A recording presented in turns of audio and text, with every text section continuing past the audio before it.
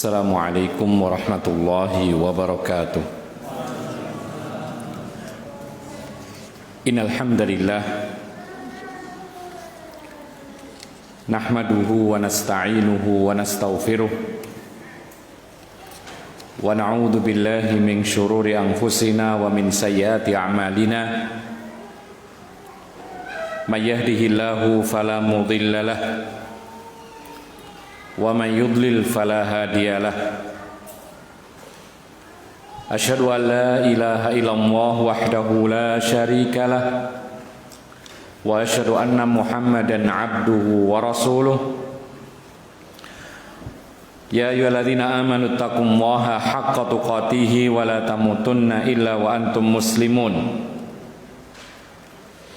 Ya ayyuhan nasu taqu rabbakumul ladzi khalaqakum min nafsin wahidah wa khalaqa minha zawjaha wa batha minhuma rijalan katsiran wa nisaa'a wattaqullaha alladzi tasaaluna bihi wal arham innallaha kana 'alaikum raqiba.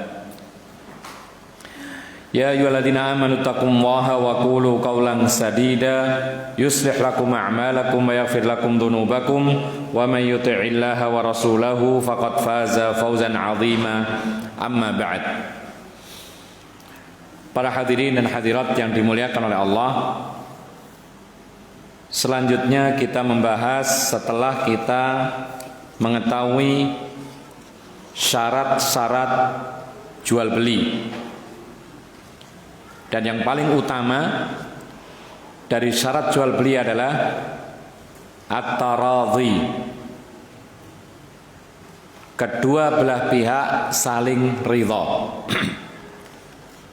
Dan juga kita bahas sudah penjelasan tentang syarat-syarat yang lainnya. Lalu berikutnya ada sebuah hadis yang intinya adalah berbicara tentang barang-barang atau benda-benda yang haram, yang mana ini sekaligus menjadi syarat bahwa benda yang dijual atau boleh dijual itu apabila benda tersebut adalah benda yang halal, baik itu benda hidup hewan maupun benda-benda yang tidak hidup, benda mati seperti khamr. Maka berikut adalah penjelasan secara detail dari hadis yang berbicara tentang keharaman memperjualbelikan barang-barang yang haram. Wa an Jabir bin Abdullah radhiyallahu anhuma annahu sami'a Rasulullah sallallahu alaihi wasallam yaqulu 'amal fathi wa huwa bi Makkah. Dari Jabir bin Abdullah, semoga Allah meridhoinya, bahwa beliau pernah mendengar Rasulullah sallallahu alaihi wasallam bersabda pada saat penaklukan Makkah dan dia masih berada di Makkah. Kapan penaklukan kota Makkah, ya ikhwan? Hah? Kapan? Tahun? Masa tidak tahu? Secara Islam dasar ini. Jadi ada tahun-tahun yang dikenal sejak hijrahnya Nabi Sallallahu Alaihi Wasallam, dan itu kita harus ingat. Yang paling dominan atau yang paling menonjol adalah tahun ke-1 itu adalah tahun hijrahnya Nabi Sallallahu Alaihi Wasallam. Lalu tahun kedua ada peristiwa besar, yaitu perang Badar, ya. Lalu tahun yang ketiga perang Uhud. Ini pembalasan dari orang kafir. Lalu tahun keempat ada beberapa peristiwa perang yang kecil-kecil, termasuk perang Bani Mustaliq dan perang-perang yang lain. Lalu tahun kelima terjadi perang apa? Khandaq, dikenal dengan istilah perang Ahzab, ya. Lalu tahun ke-6 ada peristiwa penting. Belum Fatu Makkah. Tahun ke-6 dikenal dengan tahun Sulhul Hudaybiyah, yaitu perjanjian Hudaybiyah. Tatkala Nabi bersama kaum mukminin hendak melaksanakan umrah tahun ke-6 Hijriah, kemudian sampai beberapa langkah masuk ke tanah haram Makkah, tepatnya di tempat namanya Hudaybiyah. Sampai sekarang ada tempatnya dan ada tulisannya, ada semacam gapura tapi sebelah gitu, ditulisnya Hudaybiyah. Bahkan sumurnya bekasnya masih ada, cuman kering. Disitulah Nabi berhenti karena dihadang oleh kaum kafir Quraisy, ya, tidak boleh masuk. Kaum muslimin dalam kondisi tidak membawa senjata. Kemudian kaum kafir memaksa orang-orang Islam untuk balik ke Mekah, balik ke mana? Ke Madinah. Kemudian terjadilah perjanjian yang namanya Sulhul Hudaybiyah tahun ke-6 Hijriah. Kemudian tahun yang ke-7, peristiwa yang penting diantaranya adalah Umratul Qadha, yaitu umrah berhasil pada tahun ke-7, umrah sampai selesai. Yang tahun ke-6 tadi balik, ya, tidak jadi umrah. Kemudian yang bawa sembelian disembelih di Hudaybiyah. Kemudian yang sudah berniat umrah bercukur rambut di situ, kemudian balik pulang ke Madinah. Tahun ke-7 berhasil umrah, dikenal dengan Umratul Qadha. Umrah pengganti umrah yang telah gagal tahun ke-6. Lalu tahun ke-8 terjadi peristiwa yang sangat penting, yaitu baru ini Fathu Makkah, penaklukan kota Makkah, pengambil alian kembali kota Makkah oleh Rasulullah dan kaum muslimin. Itu terjadi pada tahun 8 Hijriah. Ya, bayangkan terusir, kemudian selang 8 tahun bisa menguasai kembali kota Makkah. Bahkan hampir seluruh kaum kafir yang ada di Mekah semuanya masuk Islam, hampir semuanya. Ini luar biasa. Kemudian tahun ke-9 Hijriah itu dikenal dengan istilah tahun atau Amul Wufud, tahun banyaknya datang para delegasi utusan kaum-kaum yang ingin masuk Islam, dikirim menghadap Rasulullah dan belajar sesaat agama Islam untuk kembali diajarkan kepada kaumnya. Itu tahun 9. Kemudian tahun 10 Hijriah apa? Ada peristiwa paling penting, apa itu? Haji wadaknya Rasulullah SAW. Ya. Kemudian tahun 11 Hijriah, bulan-bulan awal Hijriah, tahun ke-11 wafatnya Nabi SAW. Ini kita sebagai seorang muslim mestinya tahu, ya. Ini sejarah dasar, ya. Seperti nama Nabi itu siapa, nama istrinya Nabi siapa, nama anaknya Nabi siapa, nama ayah ibunya siapa. Ini sirah dasar yang mestinya kita lebih tahu daripada kita mengenal para pemain bola. Sebagian anak muda sekarang hafal namanya pemain bola yang terkenal lengkap, nama kecilnya tahu, nama besarnya tahu. Ya, sampai kemarin itu ada yang memberitahu kami bahwa pemain bola yang sangat terkenal ini wajahnya itu sudah tidak asli. Ini penuh dengan operasi, menghabiskan sekian miliar, sekian dan sekian. Pipinya sekian, hidungnya sekian, kemudian giginya juga demikian. Sudah tidak asli semua. Kok bisa tahu? Sementara dia tidak tahu kapan terjadi penaklukan kota Makkah. Ya, ini krisis. Anak muda sekarang tidak mengetahui teladan yang terbaik dan tidak mengetahui sejarah agamanya sendiri. Ikhwana fiddin azakumullah. Jabir mengatakan, aku mendengar Nabi SAW bersabda dalam kondisi di Mekah saat penaklukan kota Mekah.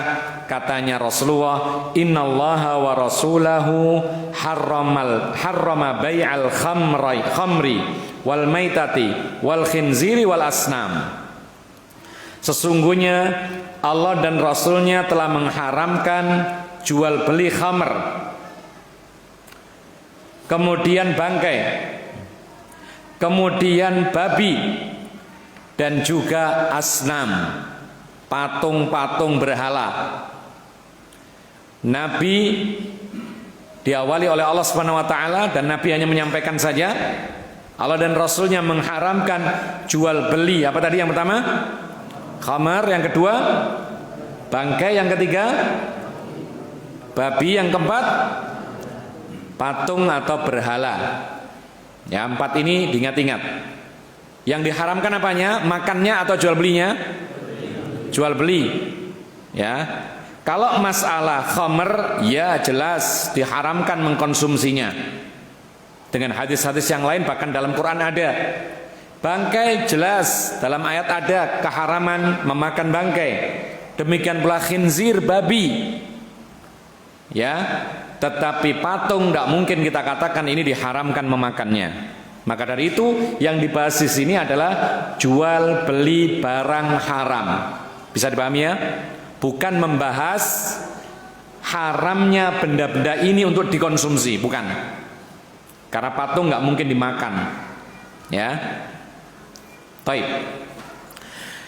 Ketika Rasulullah mengharamkan 4 perkara ini, maka faqila ya Rasulullah, ada orang bertanya, wahai Rasulullah, ara'aita syuhumal maitati fa innaha tutla biha sufunu wa tudhanu bihal juludu wa yastasbihu bihan nas. Maka ada yang bertanya, wahai Rasulullah, bagaimana menurutmu tentang lemaknya bangkai? Ya, maksudnya apa? Menurutmu jual beli lemaknya bangkai bagaimana? Kan itu lemak bangkai itu biasa dipakai untuk mengecat kapal. Jadi kapal supaya tidak bocor itu dicat dengan minyak atau lemaknya bangkai. Ya.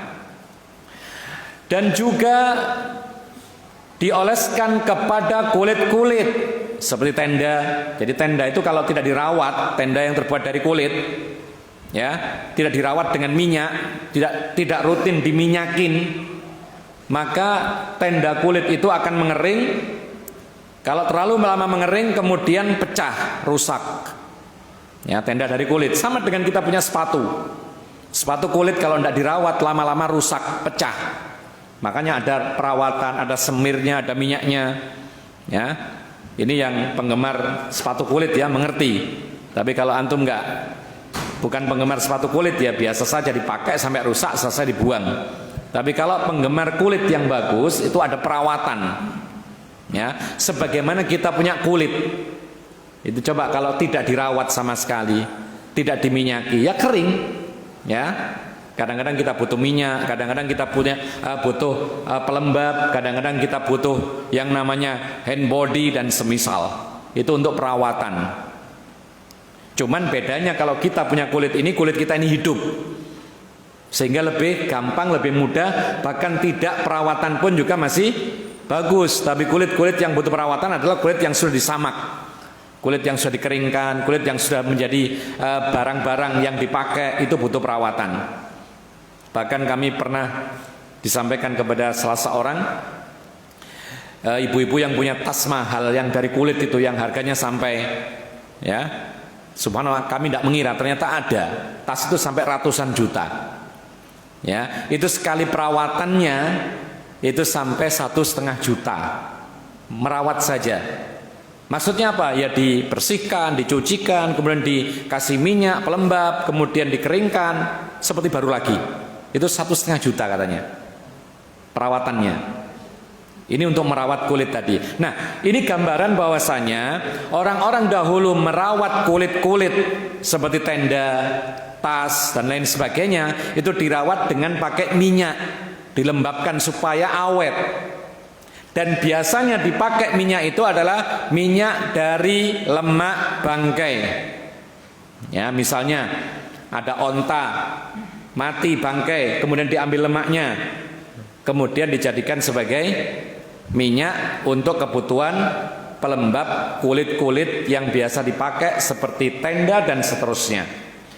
Kemudian juga kata mereka kepada Rasulullah, ya Rasulullah, dan manusia itu biasa menggunakan sebagai minyak lampu. Jadi minyaknya bangkai diambil, dijadikan sebagai minyak lampu. Dulu lampunya pakai minyak, semacam obor begitu, semacam lampu. Biasa kalau kita menyebut lampu templek, ya, itu ada minyak. Apa di sini disebutkan? Apa? Di sini disebut apa? Lampu yang pakai obor. Yang lampu yang pakai minyak dan pakai sumbu itu apa namanya? Iya. Jadi pakai minyak. Pakai minyak apa kita? Biasanya minyak tanah, spiritus, atau yang semisal. Nah, dulu orang-orang Islam itu terbiasa memakai minyaknya itu diambil dari lemaknya atau minyak lemaknya bangkai. Yang ditanyakan di sini ketika Rasulullah mengharamkan jual belinya, ingat, antum garis bawahi, antum ingat-ingat di sini membahas keharaman menjual belikan barang ini atau keharaman mengonsumsinya. Jual beli. Itu ingat betul-betul supaya nggak salah. Maka ketika Rasulullah mengharamkan jual beli barang haram ini, ada yang mengatakan, wahai Rasulullah, bagaimana dengan minyak bangkai? Itu biasa kita pakai ngecat kapal supaya nggak bocor, dipakai untuk melembabkan kulit-kulit seperti tenda. Kemudian juga dipakai minyak lampu, wahai Rasulullah. Maka kata Rasulullah, la huwa haramun. Tidak boleh, itu tetap haram. Apa itu? Itu apa haram? Jual belinya atau memakannya? Jual belinya. Karena Rasulullah sedang membahas jual belinya, tidak membahas halal haramnya untuk dikonsumsi. Dan di situ juga ada asnam, patung. Jelas ini tidak membahas masalah mengkonsumsinya, tapi membahas jual beli barang-barang haram. Tetap tidak boleh. Yang tidak boleh apanya sekali lagi? Jual belinya. Tapi Rasulullah tidak membahas tentang penggunaan, pemanfaatan barang-barang haram ini. Berarti boleh nggak memanfaatkan barang haram? Ragu.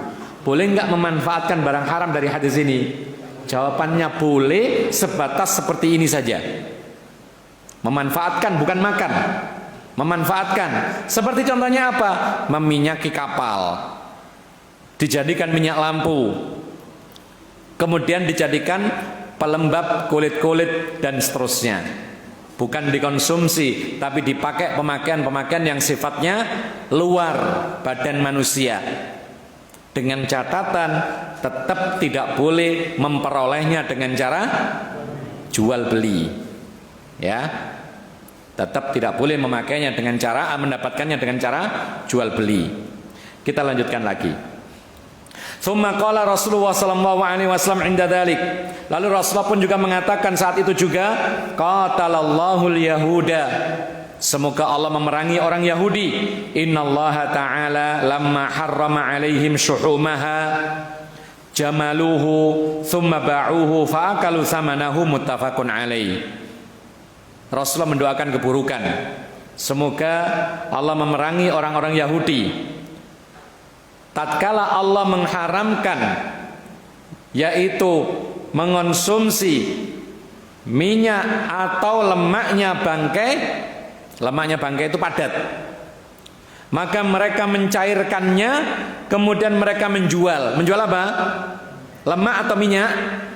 Jadi minyak, dijual atas nama minyak. Bukan lemak bangkai tetapi minyak. Ya. Dirubah wujudnya. Maka mereka pun memakan hasil jual beli itu. Jual beli apa tadi? Lemak bangkai. Cuman mereka cairkan dulu menjadi minyak, tidak padat lagi supaya berubah secara zahirnya. Lalu dijual atas nama minyak, bukan lemak yang padat. Maka Rasulullah SAW mengatakan ini termasuk diperangi oleh Allah. Artinya tetap saja haram memperjualbelikan barang-barang yang haram meskipun dirubah bentuknya atau dinamai dengan nama yang lain. Ya. Dinamai dengan nama yang lain. Ikhwana fiddin azakumullah. Hadis ini menunjukkan kepada kita beberapa macam hukum. Yang pertama, di sini disebutkan bahwa memperjualbelikan khamr hukumnya haram. Memperjualbelikan khamr hukumnya haram. Meskipun yang menjualbelikannya itu tidak ikut minum. Karena ada orang menjual khamr, kemudian ketika ditanya, "Lu kok menjual khamr? Yang penting kan tidak minum." Tetap tidak boleh. Kenapa demikian?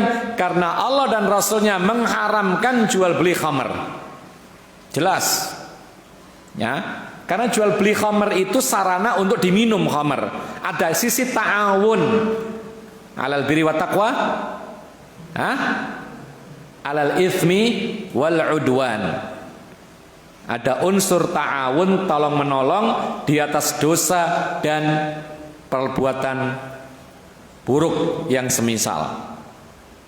Sedangkan khamr itu sendiri disebutkan oleh para ulama, yaitu khamr adalah kullu ma yughattil aqla ala wajhil ladzah. Apa saja yang bisa menutup akal ketika seorang itu menikmatinya. Ini definisi khamr. Ya, hati-hati. Antum menikmati sesuatu sampai hilang akal berarti khamr. Makanya para ulama mengatakan ini menunjukkan kepada kita khamr tidak terbatas hanya minuman. Apalagi zaman sekarang, benda-benda yang memabukkan itu bukan hanya diminum tetapi dimakan, diisap, disuntikkan, apalagi dihisap seperti rokok, ya dipasang di dalam rokok, kemudian ditelan, dijadikan seperti tablet, diminum, dimakan, disuntikkan, dan seterusnya. Lalu dia hilang akalnya karena dia menikmatinya. Itu termasuk khamr. Baik itu benda cair maupun benda padat. Dan Nabi SAW menamai khamr itu dengan nama Ummul Fawahish, induk banyak sekali kerusakan. Subhanallah, benar apa kata Rasulullah. Ketika orang minum khamr, mengkonsumsi khamr, hilang akal, maka terjadilah perbuatan yang tidak terpikir sama sekali sebelumnya. Bahkan Rasulullah SAW menyebutkan sebuah hadis, Al-khamru ummul fawahish man syaribaha waqa'a ala ummihi wa khalatihi wa ammatihi. Akhrajahu Ibnu Majah wa sahahahu Al-Albani rahimahullah. Perhatikan di sini apa kata Rasulullah. Khamr itu adalah induknya kerusakan-kerusakan yang banyak. Siapa yang mengkonsumsinya, dia bisa jatuh kepada zina dengan ibunya sendiri, dengan bibi saudara ayahnya, saudari ayahnya, atau dengan bibi saudari ibunya sendiri. Subhanallah. Orang yang akalnya sehat, ketika dengan ibunya tidak akan terpikir untuk berzina dengan ibunya. Yang punya akal sehat, yang masih fitrah, lurus, tidak akan terpikir untuk berzina dengan ibunya karena dia menghormati ibunya. Karena ini adalah ibunya sendiri, dia yang melahirkannya. Tapi kalau sudah mengkonsumsi khamr, hilang akalnya, yang dipikirkan kekasihnya, maka dia melihat siapapun, maka yang kelihatan itu adalah kekasihnya sendiri. Meskipun itu ibunya, meskipun itu kakaknya, meskipun itu adiknya. Makanya para ulama mengatakan benarlah apa kata Rasulullah SAW. Tatkala orang mabuk, maka yang di hadapannya adalah apa yang dia pikirkan. Ya, ada orang patah hati dengan pacarnya. Naudzubillah min dzalik, pacaran haram. Kemudian mengkonsumsi narkoba. Dia pikirkan kekasihnya. Dia minum khamr, dia mengkonsumsi narkoba sambil memikirkan kekasihnya.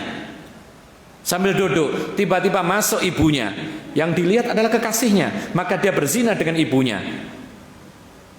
Demikian pula bibinya, adiknya, kakaknya terjadi. Dan ini sudah sering kita dengar kejadian bagaimana seorang pemuda bisa berzina dengan ibunya, kakaknya, adiknya. Bahkan orang laki-laki berzina, menzinai anaknya sendiri, ternyata karena pengaruh obat-obatan terlarang. Pernah dengar? Sering seperti ini. Benarlah apa kata Rasulullah sallallahu alaihi wasallam. Ma'asyiral muslimin rahimakumullah. Allah Subhanahu wa taala mengatakan innamal khamru wal maisir wal ansab wal azlamu rijsun min amali syaitan fajtanibu. Sesungguhnya khamar, judi, berhala dan mengundi nasib itu adalah rijsun. Sebagian para ulama mengatakan najis, sebagian mengatakan kotor. Ya. Dan itu termasuk perbuatan setan. Maka jauhilah sejauh-jauhnya. Ayat ini datang turun untuk mengharamkan khamar secara total. Tidak ada lagi kesempatan yang dibolehkan. Kemudian ikhwanna fiddin azakumullah, para ulama sepakat bahwa mengkonsumsi khamar termasuk dosa besar. Sepakat, nggak ada beda pendapat. Jadi kalau ada yang mengatakan minum khamar itu dosa kecil, biasa saja, tidak benar. Tapi minum khamar, mengkonsumsi narkoba dan semisalnya, ya, termasuk dosa besar. Kenapa demikian? Karena ada hukuman khusus. Pada zaman Nabi, orang yang mabuk karena mengkonsumsi khamar dicambuk sebanyak 40 kali cambukan. 40. Kemudian ketika Rasulullah wafat, pada zaman Abu Bakar, ketika dijumpai ada orang mabuk mengonsumsi khamar, dicambuk juga 40 kali cambukan.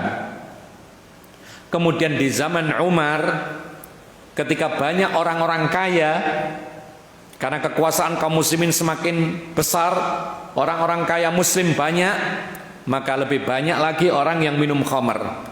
Dicambuk 40 kali oleh Umar, tidak jerah.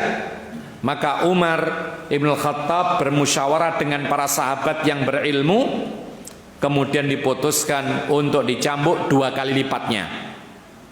Maka saat itulah mereka reda meminum khamar.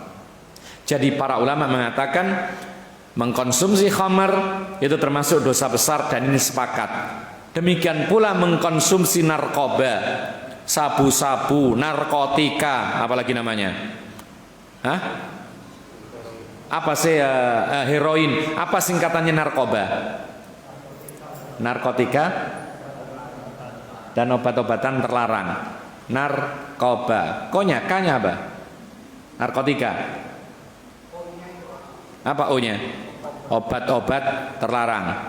Narkoba. Taib. Tidak ada psikotropikanya, nggak ada. Hah? Itu jenisnya ya. Taib. Jadi para ulama mengiaskan narkoba dan berbagai jenisnya itu sama dengan khamr hukumnya. Karena apa? Karena ilahnya, alasan hukumnya sama persis. Menghilangkan akal ketika dia menikmatinya.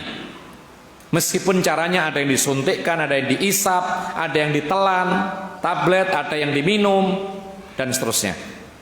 Sama saja, tidak ada beda. Dan narkoba ini memang juga merusak generasi. Dan para ulama mengatakan tidak ada kebaikan sama sekali ketika seorang mengkonsumsi khamr dan narkoba. Bahkan khamr dan narkoba itu merusak segala apa yang dimiliki oleh manusia. Yang dimiliki oleh manusia agama, pertama, merusak agama. Dia akan lalai dengan segala hal. Dia tidak bisa sholat. Dia bisa jatuh kepada perbuatan zina. Tadi kita sebutkan. Ya, taib. Lalu yang kedua disebutkan oleh para ulama, narkoba atau khamr itu merusak juga akal. Akal rusak. Perhatikan, pecandu narkoba, ya, itu biasanya akan berkurang akalnya. Coba antum mungkin pernah tahu ya, ada orang yang memang terkenal sekali obat-obatan terlarang, mengkonsumsinya. Itu kalau antum ajak bicara, ya, itu daya nalarnya bukan seperti umurnya dia, menurun. Ya, kalau dia umurnya misalnya 30, itu daya nalarnya itu seperti anak SD. Ya. Jadi nggak nyampe, dia berbicara itu kurang bisa menerima. Menurun akalnya. Karena apa? Karena sering dihilangkan dengan sengaja. Dan bahaya, orang menghilangkan akal sengaja, kalau sering-sering itu bahaya, bisa betul-betul hilang. Makanya orang-orang yang kecanduan narkoba itu bisa gila betulan. Karena terlalu sering dia mabuk, menghilangkan akalnya dengan sengaja. Maka ini sangat mudorot. Kemudian juga merusak fisik. Bagaimana seorang kalau sudah kecanduan khamr narkoba itu lupa segala-galanya, lupa makan, lupa minum, yang penting mabuk. Sehingga antum perhatikan orang-orang yang sudah kecanduan narkoba, ya, yang hari-harinya atau malam-malamnya diisi dengan mabuk-mabukan, lihat badannya bagaimana, rusak, ya, kering, kelihatan wajahnya tidak sehat, ya. Bahkan pernah kami mendapati seorang yang memang dikenal demikian, menjadi rahasia umum. Ya, dia ini saudaraan, laki sama laki. Yang adiknya ini bagus, tapi kakaknya bergaul dengan pergaulan yang salah, sehingga hari-harinya diisi dengan obat-obatan. Ya, maka kalau kita bandingkan dengan saudaranya ini jauh beda. Yang satu yang kecanduan narkoba ini seperti tua sekali, bahkan padahal selisihnya hanya setahun saja, tapi ini jauh seperti kakaknya, mungkin lebih dari 10 tahun dan seterusnya. Dirusak badannya oleh khamar dan narkoba. Kemudian ikhwan fillah azakumullah, juga narkoba atau khamar ini merusak harta, menghabiskan harta, menyia-nyiakan harta. Karena narkoba itu tidak murah ternyata, sebagaimana khamar pun tidak murah.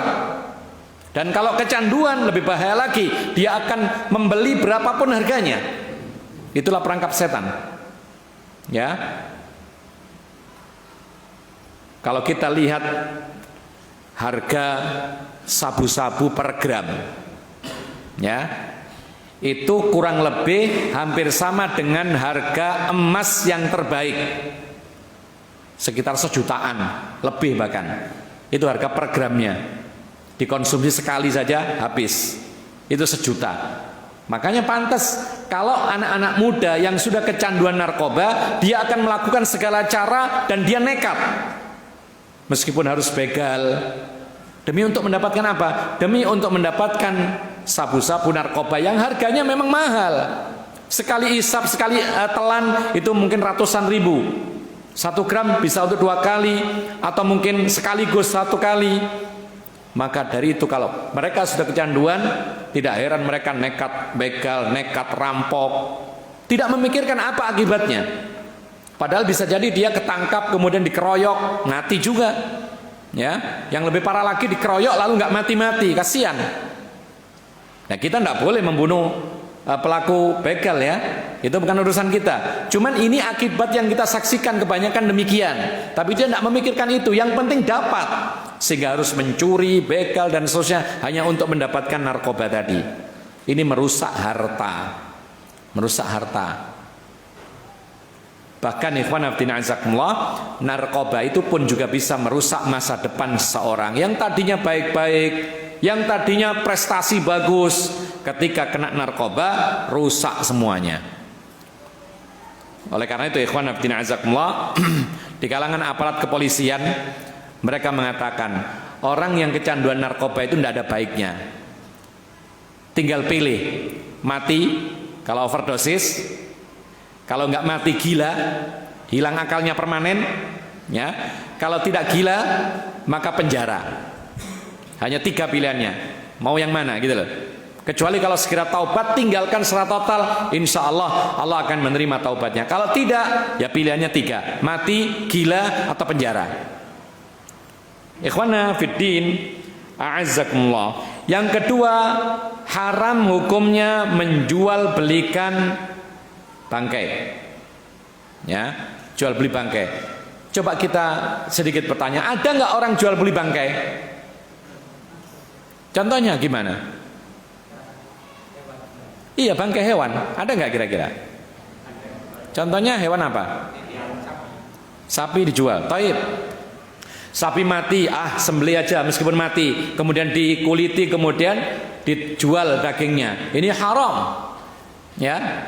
Atau ayam mati, ketika dibawa ke pasar mau dijual, lu kok mati, akhirnya disobek dengan silet lehernya supaya kelihatan seperti disembelih. Ini hukumnya haram.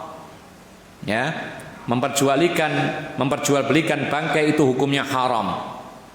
Atau kalau orang-orang yang kaya sekarang itu membeli hewan-hewan yang diawetkan, singa diawetkan dalam keadaan seperti mau menerkam, ya kan? Kemudian rusa, kemudian musang, itu dijual, ya. Itu hewan betulan, tetapi dia ini bangkai kemudian diawetkan, dijual dengan harga juta-jutaan. Maka ini pun juga termasuk haram.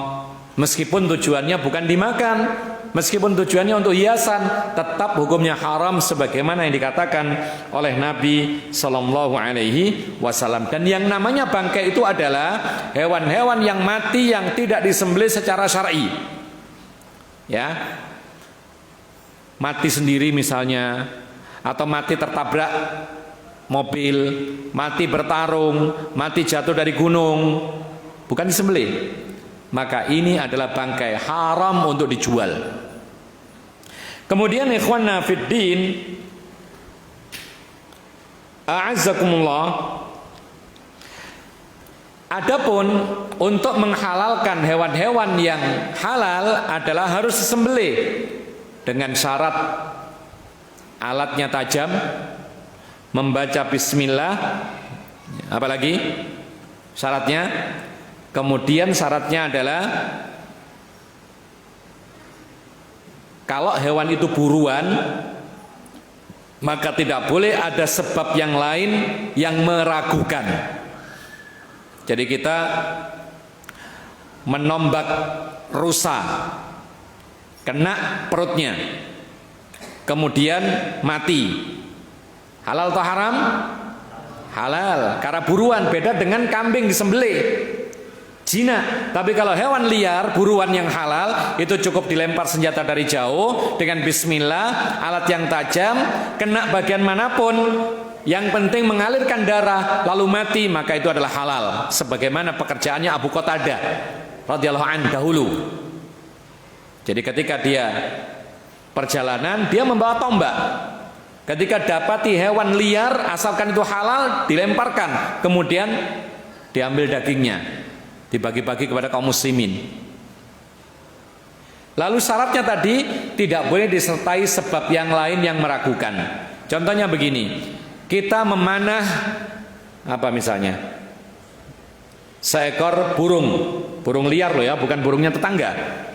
Kalau burungnya orang tidak boleh dipanah, itu milik orang, itu bukan buruan, itu milik orang. Yang dimaksud buruan itu adalah hewan-hewan liar yang tidak ada yang punya di hutan, ya, dan seterusnya. Dipanah, misalnya burung apa misalnya yang liar? Bukan burung yang haram loh ya, burung gagak haram, burung yang halal yang tidak dimiliki oleh orang lain. Burung merpati yang liar misalnya, atau ayam hutan yang liar. Burung hantu boleh nggak? Burung hantu haram hukumnya, nggak boleh, karena dia termasuk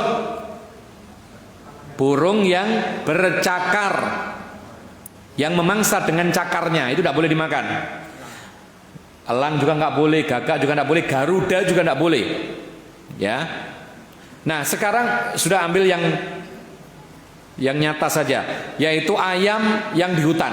Ayam hutan pastilah bukan milik orang ya, liar kan, maka kita panah, ya, kemudian kena perutnya, kemudian lari, kesakitan lari, kita cari nggak ada, kemudian tiba-tiba kita lihat mengapung di air,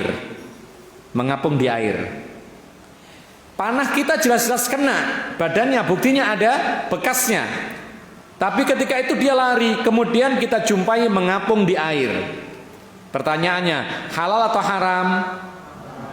Nah, di sini para ulama mengatakan sebab halalnya ada, yaitu panah kita, tapi sebab haramnya ada, yaitu kemungkinan besar dia tenggelam di air. Maka matinya bisa jadi karena panah kita, bisa jadi karena tenggelam, dan kita tidak tahu mana yang lebih dominan. Maka seperti ini dianggap haram. Ya, dan Nabi sendiri pernah mengatakan, kalau engkau jumpai binatang buruanmu kena lalu jatuh ke air, maka jangan dimakan, karena engkau tidak mengetahui apakah panahmu yang mematikannya atau justru dia tenggelam oleh air. Ya. Contoh yang lain misalnya, kita berburu pakai anjing. Boleh berburu pakai anjing? Boleh, di Islam dibolehkan, tapi syaratnya anjingnya harus pinter. Ya, jadi pinter pun nggak hanya kita saja, anjing pun ada yang pinter, ada yang bodoh. Pinter maksudnya apa? Diajari berburu sampai bisa. Ciri-cirinya anjing pinter itu adalah ketika dia dikertak, dia berangkat, dihentikan, dia berhenti. Lalu ketika dia menerkam, dia tidak akan memakan meskipun sedikit bagian daripada buruannya. Berarti dia memburu untuk kita.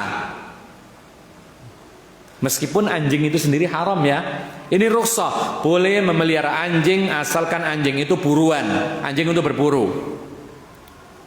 Jadi kalau kita melepaskan anjing, ayo berangkat berburu dengan bismillah. Ya. Kemudian dia menerkam rusa misalnya, rusa liar. Jauh sekali kita tunggu. Ternyata apa?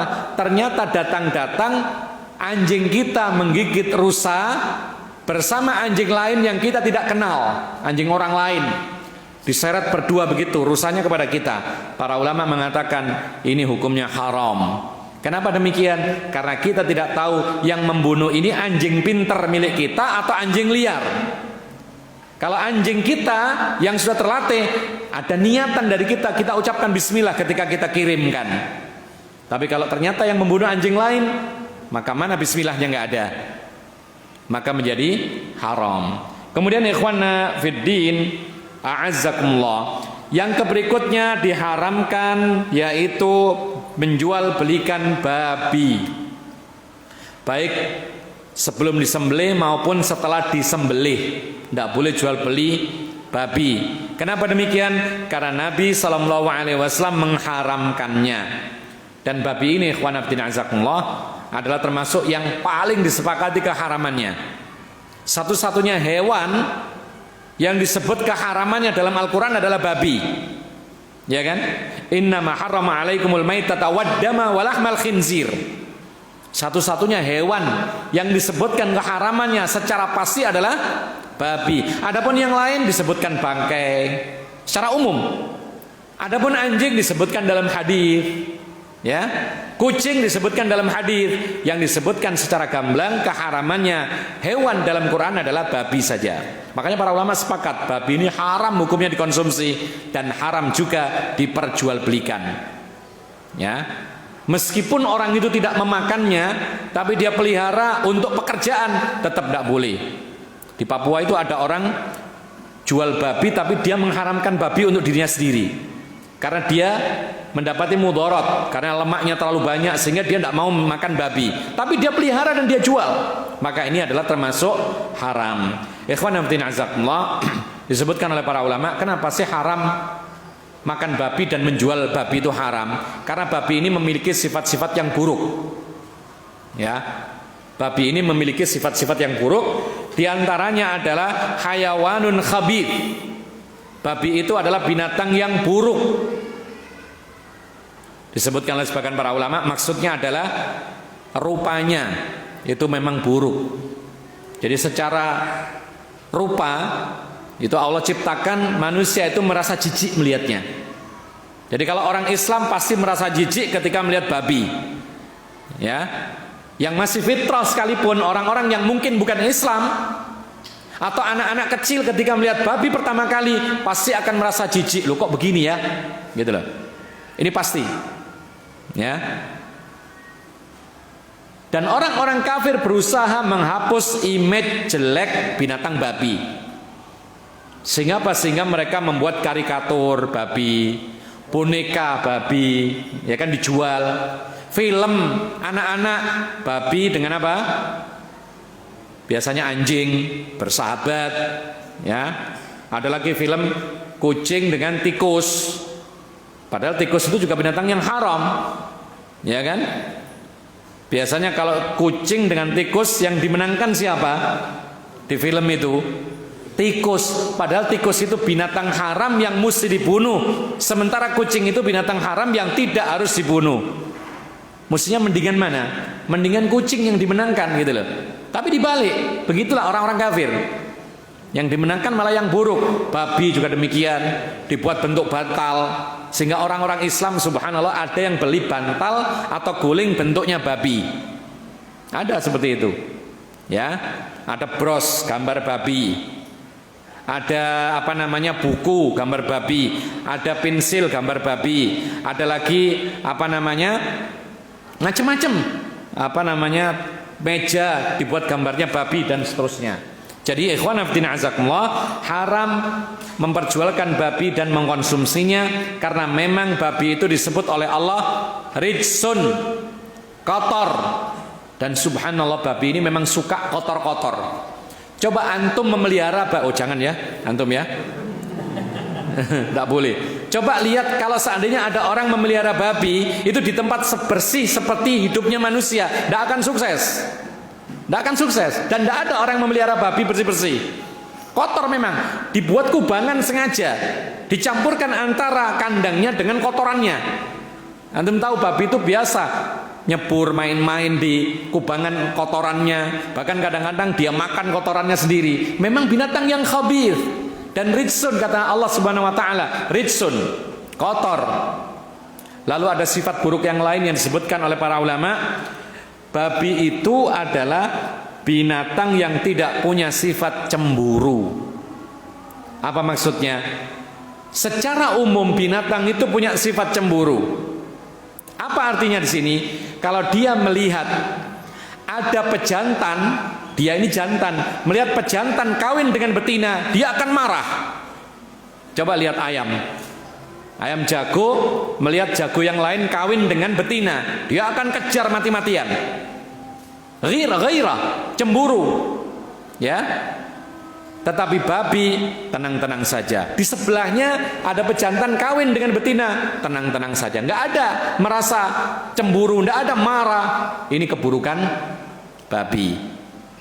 Lalu kemudian ikhwana fillah azakumullah, juga demikian di antara sifatnya adalah karena kotor, buruk, kemudian diteliti oleh para ahli medis bahwa pada daging babi itu ada penyakit yang sulit untuk disembuhkan.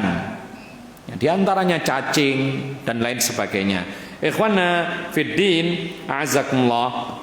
Oleh karena itu, segenap para ulama mengatakan tidak hanya haram memperjualbelikan babi, haram pula memelihara babi, meskipun hanya untuk hobi. Tidak boleh.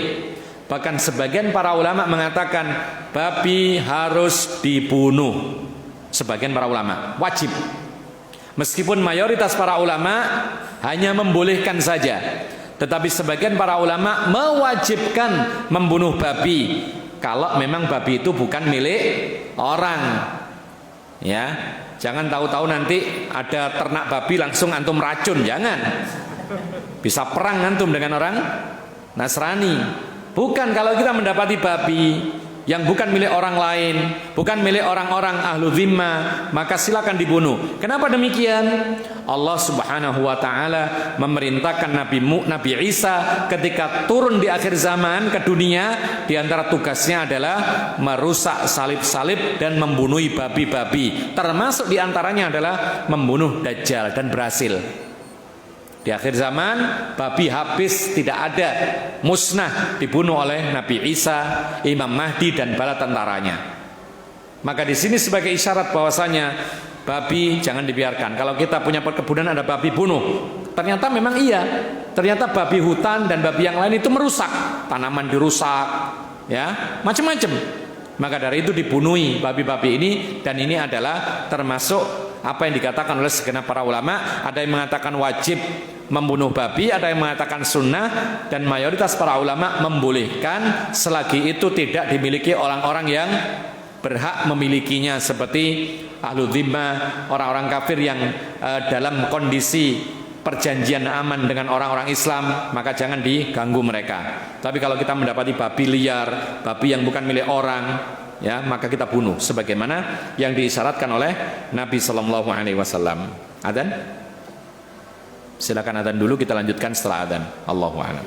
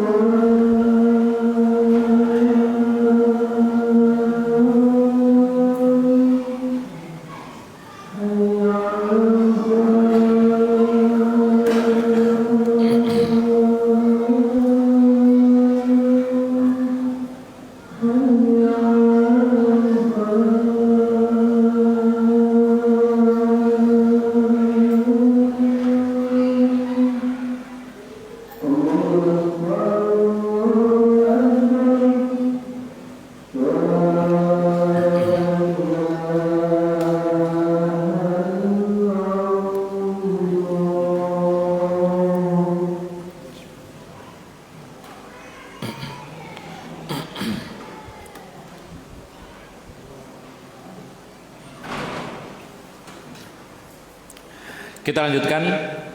Dari hadis ini kita bisa mengambil beberapa hikmah yang lain. Di antaranya adalah diharamkan memperjualbelikan patung-patung al-asnam. Disebutkan oleh para ulama, kullu ma yunhatu min hijaratin aw ghairihi ala surati insanin aw ghairihi. Apa saja yang dipahat dengan bentuk manusia atau selainnya dari yang bernyawa, baik itu dari kayu ataupun dari selain kayu. Jadi benda dipahat bentuk manusia atau bentuk hewan atau bentuk sesuatu yang bernyawa yang lain, baik terbuat dari pohon, kayu ataupun besi ataupun batu, ya. Kemudian para ulama mengatakan liyu'azzam, untuk diagungkan. Itu berhala. Tidak boleh jual beli berhala. Sepakat para ulama demikian. Kenapa demikian? Karena itu sarana kesyirikan. Maka jual beli sarana kesyirikan adalah haram. Ini kalau untuk disembah. Pertanyaannya sekarang, kalau tidak untuk disembah, boleh nggak jual beli patung? Kan banyak itu patung dijual untuk hiasan, ditaruh di depan rumah, taruh dalam rumah. Patung ditaruh di taman, ya, ada patung orang-orangan, ada patung burung, macam-macam. Boleh nggak? Jawabannya haram. Kenapa demikian? Yang pertama itu sarana kesyirikan. Tapi ya kalau manusia, kalau hewan, bagaimana, boleh nggak? Jawabannya tetap tidak boleh. Kenapa demikian? Kalau menggambar benda bernyawa saja tidak boleh, maka membentuknya hewan atau orang yang bernyawa lebih tidak boleh lagi. Dan memperjualkan sesuatu yang tidak boleh, itu hukumnya tidak boleh, ya. Terus gimana taman kita yang ada patungnya, ada burungnya, ya, ada patung Semar, ada patung macam-macam. Bagaimana ini? Ya dibuang. Terus bagaimana, nggak rugi? Nggak apa-apa rugi, yang penting diridhai oleh Allah Subhanahu wa taala. Jangan mikir rugi. Kalau kita meninggalkan sesuatu karena Allah, Allah menjanjikan akan memberi ganti yang lebih baik daripada apa yang ditinggalkan karena Allah. Ya. Siapa yang meninggalkan sesuatu karena Allah, Allah akan memberi ganti yang terbaik. Dan itu pasti. Kalau kita iman, ikhlas karena Allah, pasti diberi ganti oleh Allah Subhanahu wa taala. Lihat bagaimana ketika turun ayat tentang pengharaman khamr, segenap pedagang khamr di Madinah langsung tidak mikir panjang, buang. Tidak mikir ini berapa modalnya. Ini kalau dijual harga murah masih mendingan dapat modal. Tidak ada. Mereka buang sampai jalan-jalan menuju pasar Madinah banjir. Banjir apa? Khamr. Coba lihat. Dan Allah mengganti, ternyata mereka kemudian jual beli diberkahi oleh Allah Subhanahu wa taala. Tidak ada yang rugi. Ya. Jadi kalau memang bendanya itu haram, harus dirusakkan. Sama sebagian orang yang suka main musik ternyata tahu bahwasanya gitar ini haram, kemudian masih sempat menjual, dapat modal. Tidak boleh. Kalau memang itu adalah benda haram, sudah dirusakkan saja. Tidak bisa digunakan kecuali untuk yang haram, sudah dirusakkan saja. Minta ganti kepada Allah, pasti diganti oleh Allah. Allah Maha Kaya, dan Allah memberi jalan, memberi rezeki min haitsu la yahtasib. Wa may yattaqillaha yaj'al lahu makhraja wa yarzuqhu min haitsu la yahtasib.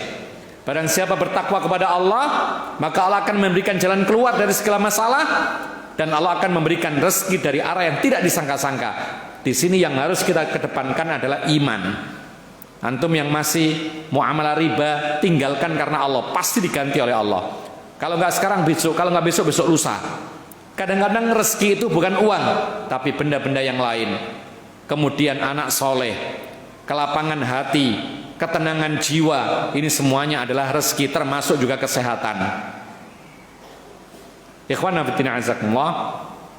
Kemudian disebutkan oleh para ulama bahwasanya termasuk di antara faedah dari hadis ini adalah boleh memanfaatkan benda-benda haram asalkan sesuai dengan garis yang diizinkan oleh Allah dan Rasulnya.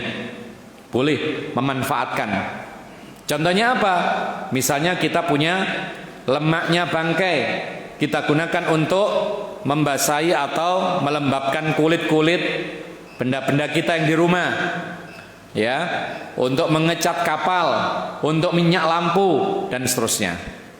Kira-kira kalau sekarang itu dipakai apa? Kalau kita punya minyak bangkai, kita punya satu jerigen gitu, minyak bangkai, minyak tapi asalnya hewani, tapi bangkai. Kira-kira dipakai apa yang bisa sekarang? Hah? Siapa?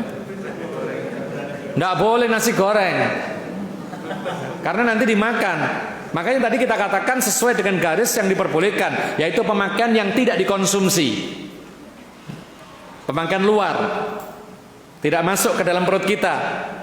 Untuk apa kira-kira? Untuk ya, untuk desel kita, kalau bisa ya. Hah? Ya, untuk desel, untuk perahu, untuk apapun yang bisa dilakukan. Ya. Untuk campuran apa begitu, yang penting tidak dikonsumsi. Atau misalnya kita sediakan di desa itu karena gelap, nggak ada lampu, kalau lampu harus bayar, buat lampu yang besar dari apa? Dari minyak haram ini. Boleh untuk menerangi desa, silakan, tidak ada masalah. Jadi para ulama mengatakan ini ada sebuah kaidah yang bisa kita tarik, yaitu kaidahnya adalah ini hadis Nabi sallallahu alaihi wasallam, innallaha idza harrama ala qaumin akla syai'in harrama thamanahu. Ini sebuah kaidah. Allah itu apabila mengharamkan kepada suatu kaum memakan sesuatu, maka pasti Allah akan mengharamkan jual belinya, karena itu sarana. Karena itu sarana. Jadi kalau ada barang haram, maka tidak boleh kita memperjualbelikannya. Ini satu. Kaidah yang kedua, laisa kullu muharramin yahrumul intifa'u minhu. Tidak semua yang haram kemudian haram memanfaatkannya. ada kondisi-kondisi tertentu dibolehkan untuk memanfaatkannya. Ada. Ya. Kita bisa beri contoh misalnya. Misalnya kita punya khamr. Lalu kita baru tahu bahwasanya khamr ini haram. Kita punya tanaman. Ya. Yang mana kalau tanaman itu disiram khamr akan menjadi subur. Boleh nggak kita siramkan ke tanaman? Jawabannya boleh. Sama dengan hal ini. Jadi tidak pemakaian konsumsi secara langsung. Boleh. Atau misalnya disebutkan oleh para ulama, kalau kita punya atau kita mendapati bangkai. Bangkai apa contohnya? Kita pelihara ayam, terus ada yang mati satu. Ya, mati satu. Kita punya ternak lele. Lele makan ayam enggak kira-kira? Makan ya? Mau dia? Baik. Kita berikan bangkai ayam 1 ekor ini kepada ternak lele kita. Pertanyaannya boleh enggak? Hah? Itu barang haram loh. Barang haram ini. Hah? Enggak boleh? Jawabannya boleh dengan 2 syarat. Pertama, untuk mendapatkan bangkai tidak boleh beli. Alhamdulillah di sini punya kita sendiri. Lalu yang kedua, sebagian para ulama mensyaratkan makan bangkai ini tidak boleh dominan. Ini menurut pendapat yang mengatakan bahwa bangkai itu adalah najis. Ya, maka disyaratkan tidak boleh makanan bangkai ini dominan. Kalau dominan makanannya bangkai maka menjadi jalalah. Menjadi binatang jalalah yang haram hukumnya sampai pengaruh makanan najis itu hilang. Pada zaman Rasulullah ada orang punya ternak ikan, ya, makanannya najis, ya. Sebagian para ulama mengatakan kotoran manusia. Seperti sebagian di antara kita memelihara lele di dalam sapi tank, paham? Itu tidak usah memelihara, itu besar sendiri nanti, ya kan? Giliran besar diambil, besar sekali nanti, 2 tahun, 3 tahun. Ya, nah ini namanya jalalah. Telah ditanyakan kepada Nabi SAW halal atau haram jalalah ini. Rasulullah SAW menghukumi kalau dipisahkan dan diberi makanan yang bersih, kemudian hilang pengaruh-pengaruh najis di badannya binatang jalalah ini, maka menjadi halal lagi. Jadi diambil lele di sapi tank tadi, kan baunya bau najis. Bahkan mungkin kalau langsung digoreng ada rasa kotoran manusianya. Maka harus ditaruh di tempat yang bersih, dikasih makan sesuatu yang bukan najis sampai betul-betul hilang, yaitu dampak daripada kotoran manusia tadi. Kalau sudah hilang semuanya, boleh dikonsumsi. Ya, mau antum kira-kira?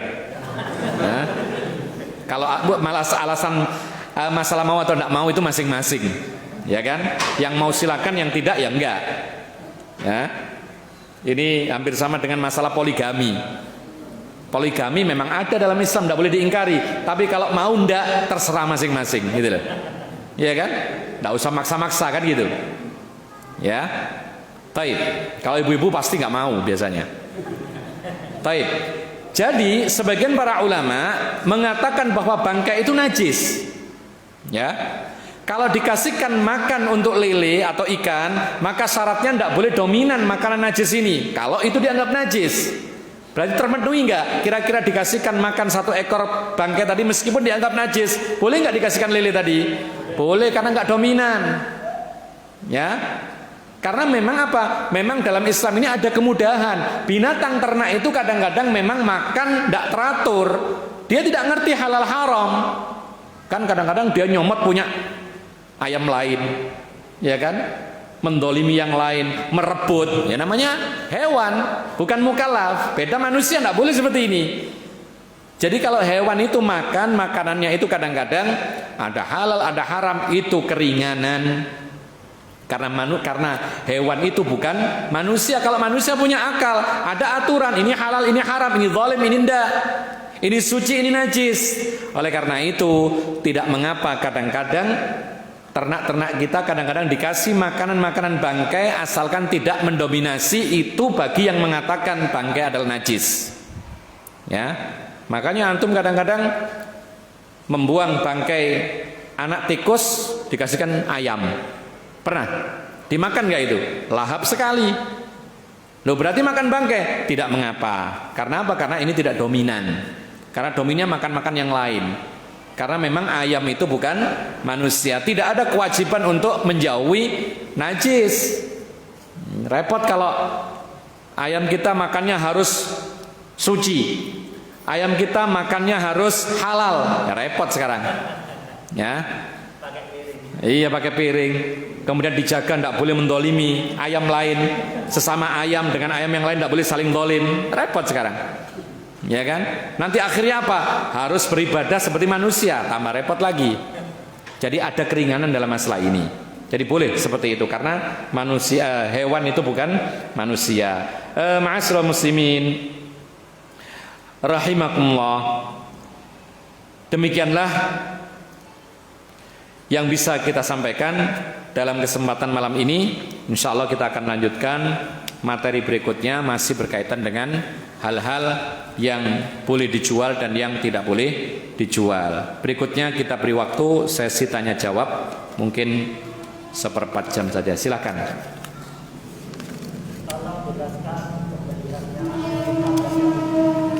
Tolong jelaskan sembelian boleh atau enggak gitu. Nah, taib. Ada pertanyaan, bagaimana sembelihan orang-orang ahlul kitab dari kalangan Yahudi? Allah Subhanahu wa taala berfirman, "Wa ta'amul ladzina utul kitaba halul lakum wa ta'amukum halul lahum." Ya. Ta'am di sini Ibnu Abbas menafsirkan sembelihan. Makanya dalam terjemahan itu artinya sembelihan. Surat apa itu? Wa ta'amul ladzina Al-Maidah kalau enggak salah itu. Wa ta'amul ladzina utul kitaba halul lakum wa ta'amukum halul lahum. Ya. Sembelihan orang-orang ahli kitab halal buat kalian kaum muslimin, dan sembelihan kaum muslimin kalian halal buat ahli kitab. Maka di sini para ulama sepakat bahwa sembeliannya orang-orang ahlul kitab halal buat orang Islam, dan ahlul kitab itu sepakat para ulama mereka adalah Yahudi dan Nasrani. Jadi kalau kita dapat kiriman binatang sembelian dari orang-orang Yahudi, itu halal. Kita melihat di supermarket ada ayam sembelian, daging sapi sembelian, kambing sembelian, kita lihat asalnya dari negara Yahudi, itu rukhsah, keringanan, halal buat orang Islam. Ya. Kalau ayam-ayam sembelian yang dari Amerika itu halal nggak kira-kira? Kita lihat dominannya mereka orang apa. Kalau dominannya adalah orang Nasrani, masuk dalam ayat berarti boleh. Kemudian ikhwan fillah azakumullah, penghalalan di sini adalah meskipun kita tidak tahu tentang cara menyembelihnya. Ya. Karena Allah Subhanahu wa taala menghalalkan secara mutlak tanpa memberitahu bagaimana cara menyembelihnya. Meskipun kita tidak tahu apakah mereka menyebut nama Allah atau tidak. Antum tahu nggak caranya orang Nasrani Yahudi menyembelih? Nggak tahu. Allahu a'lam, ya sudah. Itu keringanan. Ya. Sekarang pertanyaannya, kenapa boleh dari kalangan orang-orang Yahudi Nasrani sedangkan orang-orang kafir yang lain tidak boleh? Jawabannya, orang-orang kafir dari kalangan Yahudi Nasrani ini adalah lebih mendingan hukumnya daripada orang-orang kafir yang lain. Lebih mendingan daripada orang-orang Buddha, Hindu dan lain sebagainya. Karena apa? Karena mereka masih punya sandaran kitab suci. Makanya disebut ahlul kitab. Oleh karena itu di dalam hal ini ada keringanan. Orang Islam laki-laki diberikan rukhsah keringanan, boleh-boleh saja menikahi wanita ahli kitab. Jadi dari sekian wanita kafir yang boleh dinikahi oleh laki-laki muslim adalah wanita ahli kitab. Ini boleh-boleh saja, bukan afdal loh ya. Jangan kemudian nanti pulang-pulang nyari wanita Nasrani dikawin. Bukan itu maksudnya. Ini pembolehan. Kalau afdalnya, bagaimana afdalnya? Nyari jodoh. Nabi mengatakan fadfar bidzatid dini taribat yaminuk. Cari yang apa? Yang agamanya bagus. Engkau akan beruntung. Nah, kalau kita cari yang Yahudi Nasrani padahal di sini ada wanita salihah, itu namanya menawarkan agama kita untuk apa? Untuk hilang bersama mereka. Kadang-kadang kalah gitu loh. Ya kan? Makanya para ulama mensyaratkan laki-laki muslim yang boleh menikahi wanita ahli kitab itu syaratnya laki-laki ini kokoh memegang agamanya. Sehingga apa? Sehingga dia bisa mempengaruhi wanita ahli kitab itu masuk ke dalam agama Islam. Makanya kalau dibalik tetap haram. Perempuannya muslimah menikah dengan laki-laki Yahudi Nasrani, haram hukumnya. Kenapa demikian? Karena laki-laki itu biasanya mengalahkan. Dan itu terjadi. Coba artis-artis itu. Ketika ada artis muslimah dinikahi oleh artis laki-laki yang kafir, dia akhirnya murtadah. Karena perempuan murtadah. Kalau laki-laki murtad, ya kan? Tapi kalau laki-lakinya muslim menikahi wanita-wanita Yahudi Nasrani, biasanya wanita-wanitanya itu masuk Islam. Inilah hikmah yang disebutkan oleh Allah Subhanahu wa ta'ala. Jadi intinya adalah tentang tata cara dan semisalnya tidak harus kita ketahui. Tapi kalau kita tahu persis orang Yahudi ini menyembelih dengan cara tidak syar'i, ya, kemudian tidak disembelih dengan syar'i, kemudian ditusuk begitu saja, ya tidak boleh kita makan karena kita tahu persis ini caranya tidak syar'i. Tapi kalau tidak tahu maka itu keringanan dan itu boleh. Yang penting bismillah, insya Allah halal. Rasulullah SAW pernah diberi hadiah sampilnya kambing oleh wanita Yahudiyah dan dimakan oleh Rasulullah SAW di Khaybar saat itu, karena Khaybar ini banyak orang-orang Yahudi. Baik, ada yang lain tadi? Ya.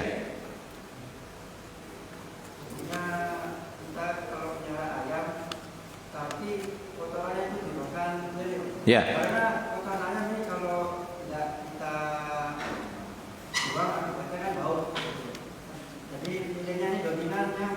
Dominannya, taib. Nggak ada makanan lain? Masa nggak ada sama sekali? Hah? Taib. Bagaimana kalau memelihara ikan? Itu di atasnya ada gubuk untuk memelihara ayam, sehingga kotorannya dimakan ikan. Apakah boleh atau tidak? Dan ikannya itu halal atau haram? Kita tanya sekarang, kotoran ayam najis atau suci? Suci, ya. Berarti boleh nggak dimakan oleh ikan? Berarti boleh. Berarti ikan tersebut adalah ikan yang halal, bukan jalalah. Meskipun dominannya makan kotoran ayam, karena yang dimaksudkan jalalah itu adalah binatang yang dominannya makan makanan yang najis, ya, najis, bukan haram, najis. Itu namanya jalalah. Itu pun tidak haram, dipisahkan, dikasih makan yang bersih-bersih dulu sampai hilang bekas-bekas pengaruh najisnya, baru boleh dijual, boleh dimakan. Jadi jawabannya tadi, kalau memang itu kotoran ayam dianggap suci, maka hewan-hewan yang makan kotoran tersebut bukan termasuk jalalah, dan hewan itu adalah halal dan boleh dijual, boleh dimakan juga, insya Allah. Nah, ada yang lain satunya? Ya.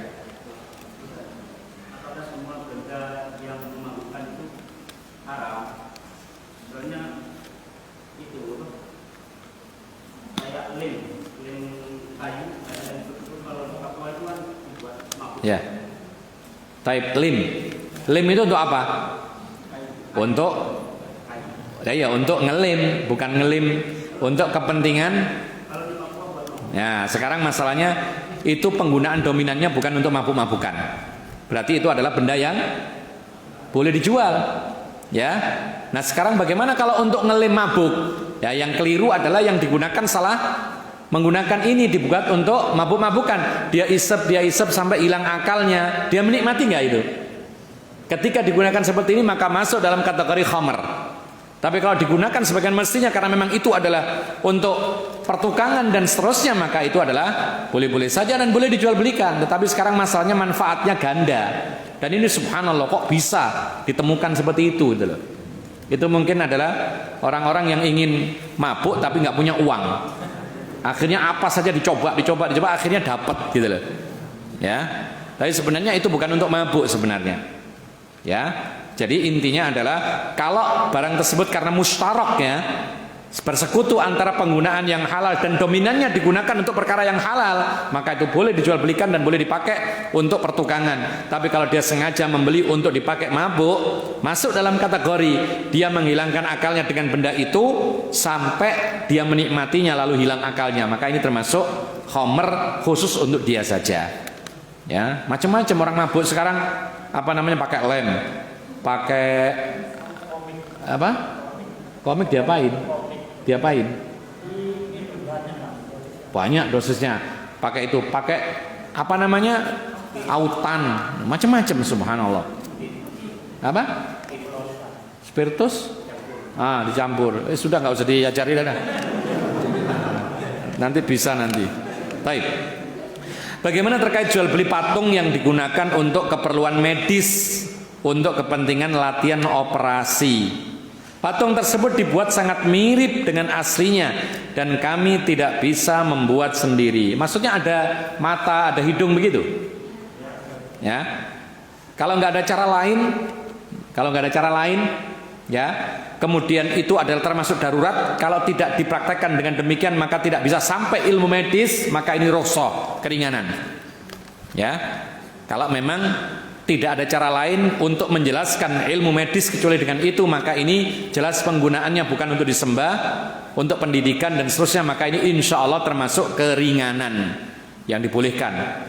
Kalau memang untuk organ tubuh ya tidak usah pakai mata, itu lebih bagus lagi kalau bisa. Tidak usah mata, tidak usah hidung, mulut. Tapi sekarang masalahnya itu praktek berkaitan dengan pemeriksaan mata, hidung, mulut, gigi dan semisalnya, ya terpaksa pakai itu buatan, maka ini insya Allah itu diberi rukhsah. Sebagaimana ada hal-hal yang lain yang diberikan rukhsah, seperti Rasulullah mengizinkan Aisyah radhiyallahu anha main boneka. Boneka itu kan bentuknya orang, tapi ini keperluan anak-anak untuk pendidikan, anak perempuan terutama, supaya apa? Supaya timbul naluri keibuannya, ya. Maka ini dibolehkan. Makanya para ulama mengatakan boleh mainan atau dibuatkan mainan boneka untuk anak-anak kecil, terutama perempuan. Untuk apa? Untuk mengasah sifat keibuan, ya, melatih supaya dia itu bisa merawat anak. Nah, maka ini dibolehkan. Dan ini keringanan dalam Islam. Makanya anak-anak perempuan kan biasa main anak-anakan kan gitu, boneka. Ya, kadang-kadang yang nggak punya boneka, botol pun disusuin kan gitu.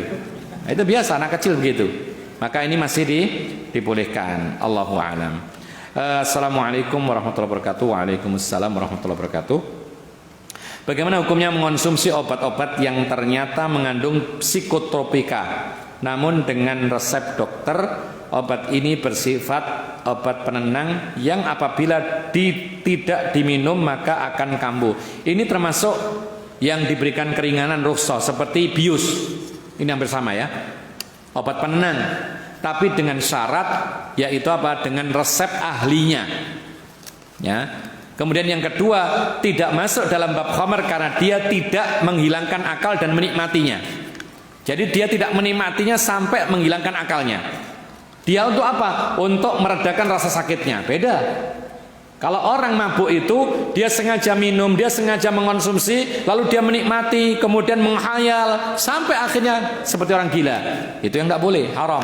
Tapi kalau memang itu adalah obat, meskipun ada sedikit jenis atau prosentase psikotropika dan semisal yang sekian persen, ketika itu dosisnya cukup, tidak memudaratkan, hanya untuk menenangkan, meredakan rasa sakit, untuk operasi dan semisal, maka ini adalah rukhsah, asalkan yang memberikan dosisnya ini adalah orang-orang yang ahli seperti dokter dan seterusnya.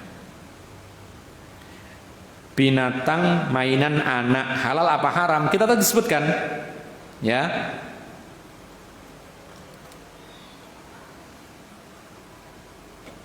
Jadi mainan anak, kalau memang untuk anak-anak itu dibolehkan.